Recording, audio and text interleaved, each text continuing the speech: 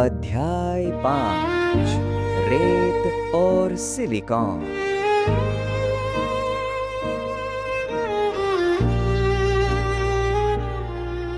जालना में अपनी कार्यशाला में बैठा मयूर स्क्रीन के सामने कांप रहा था।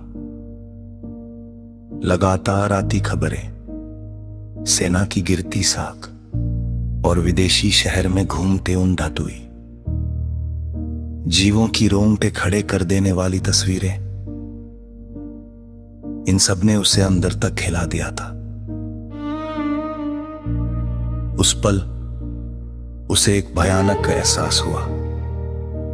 उसने जो काउंटर फ्रीक्वेंसी मशीन का ब्लूप्रिंट बनाया था, वह अब केवल एक वैज्ञानिक प्रयोग नहीं था। अब वही मशीन मानवता की एकमात्र रक्षक बनने वाली थी। और फिर अतीत पीछे हट गया और एक समझ से परे विदेशी शहर उभर आया।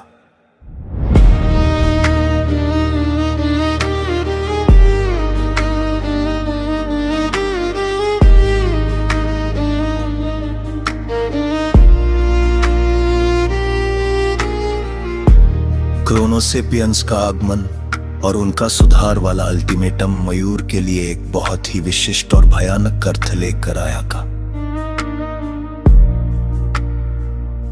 उसे समझ आ गया था कि उसके छोटे से वूश खिलौने ने न केवल एक जानलेवा टेम्पोरल डिस्टर्शन का दरवाजा खोला था, बल्कि उसने उस रेगिस्तान की रेत को उर्वरक कर दिया था, जिससे वहां से एक बिल्कुल नए जीवन का जन्म हो सके। जालना की उस कार्यशाला में मयूर इस चिंता और घबराहट का सामना कर रहा था। लेकिन इस मुश्किल घड़ी में उसके साथ एक शांत और तार्किक सहारा था। उसकी पत्नी मृण्मयी, जो एक प्रमुख परमाणु जीव विज्ञानी थी। जैसे ही उसे खबरों की सच्चाई समझ आई,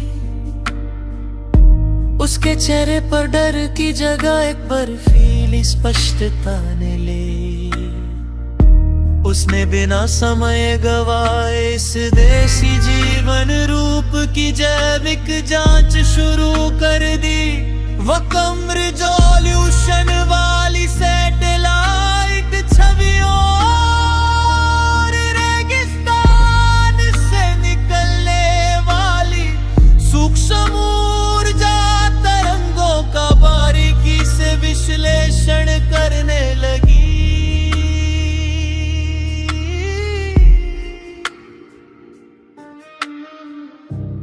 दिन और रात का अंतर मिट गया, क्योंकि उन्होंने अपने अध्ययन की गति बढ़ा दी थी।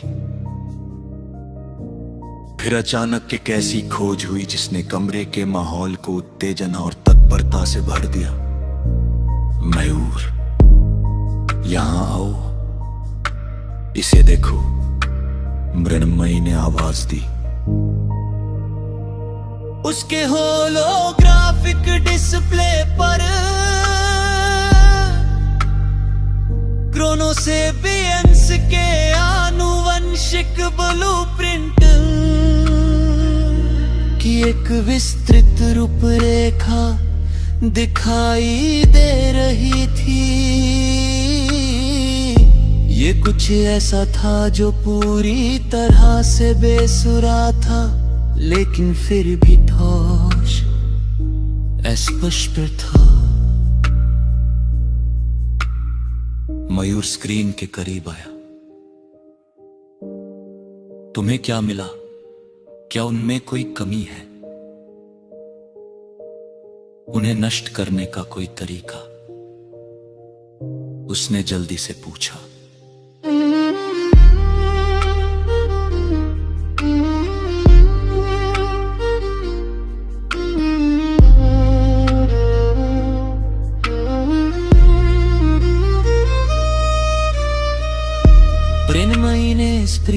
जूम किया, एक कमजोरी शायद, लेकिन जरा इसे देखो, उनकी मूल संरचना को देखो मयूर। यह कार्बन आधारित नहीं है, उसका चेहरा हल्का सा कांप गया।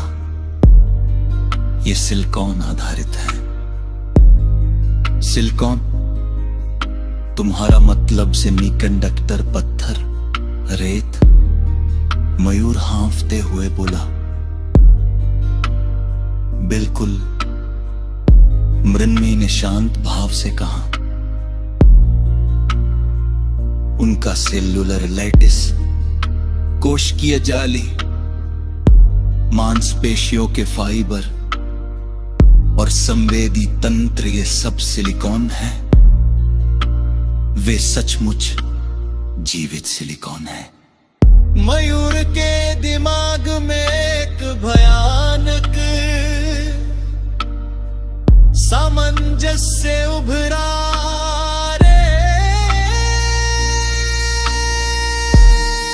मुझे रिश्ता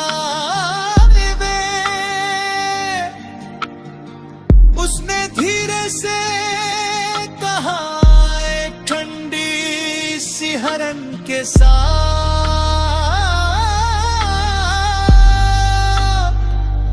मृण्मयी ने समझाया, उस रेत में बहुत सारा सिलिकॉन है, लेकिन यहाँ केवल समान क्रमिक विकास नहीं है। समय के माध्यम से उनके आनुवंशिक पैटर्न को पीछे की ओर देखने पर पता चलता है कि यह विकास एक अविश्वसनीय और तत्काल गति से हुआ है। जैसे कि किसी बाहरी झटके, एक जबरदस्त बल ने इसे एक ही पल में खिला दिया हो। मृण्मयी ने इस भयानक एहसास की पुष्टि की। एक फास्ट फॉरवर्ड परिकलित जीवन रूप है, जीवन के प्रति हमारी धारणा, जिसे हम जैविक कचरा या भावनाएं मानते हैं। जीवन के प्रति हमारी धारणा, जिसे हम जैविक कचरा या भावनाएं मानते हैं, वह उनके लिए बस एक त्रुटि या फ्लो है। मयूर की आवाज सूखी और निराश थी। वे हमें नष्ट करने जा रहे हैं, क्योंकि हम उनकी दुनिया में एक बाधा हैं और वे हमें एक गड़बड़ी, ग्लिच मानकर सुधारने जा रहे हैं। लेकिन मृण्मयी ने संकल्प के साथ उत्तर दिया, अगर हम यह समझ लें कि उनका जन्म कैसे शुरू हुआ, तो शायद हम उन्हें वापस उस रेत में घोलने का तरीका खोज सकते हैं, या उनकी तकनीक को मात देने का कोई रास्ता निकाल सकते हैं। समय कम है मयूर, रेत और सिलिकॉन अब हमारे दुश्मन होंगे और हमारा जवाब भी। उनकी कार्यशाला अब 2 भयभीत लेकिन दृढ़ स्थानों में विभाजित हो गई थी। एक हिस्सा भौतिकी का था और दूसरा जीव विज्ञान का। मयूर ने काउंटर फ्रीक्वेंसी कॉइल्स, प्रति आवृत्ति कुंडलियों के लिए ब्लूप्रिंट तैयार करना शुरू किया, जबकि मृण्मयी ने क्रोनोसेपियंस के जीन की जटिल क्रिस्टलीय संरचना को सुलझाना शुरू कर दिया। लड़ाई अब 2 मोर्चों पर तैयार थी, समय को तोड़ने की वैज्ञानिक चाल और रेत में छिपे सिलिकॉन के दिल को काटने का जैविक समाधान। उनकी कार्यशाला अब 2 भयभीत लेकिन दृढ़ स्थानों में विभाजित हो गई थी। एक हिस्सा भौतिकी का था और दूसरा जीव विज्ञान का। मयूर ने काउंटर फ्रीक्वेंसी कॉइल्स, प्रति आवृत्ति कुंडलियों के लिए ब्लूप्रिंट तैयार करना शुरू किया, जबकि मृण्मयी ने क्रोनोसेपियंस के जीन की जटिल क्रिस्टलीय संरचना को सुलझाना शुरू कर दिया। लड़ाई अब 2 मोर्चों पर तैयार थी, समय को तोड़ने की वैज्ञानिक चाल और रेत में छिपे सिलिकॉन के दिल को काटने का जैविक समाधान। Chapter 6, Srujan Kathan, coming soon. Comment if you want to listen next, like and subscribe now.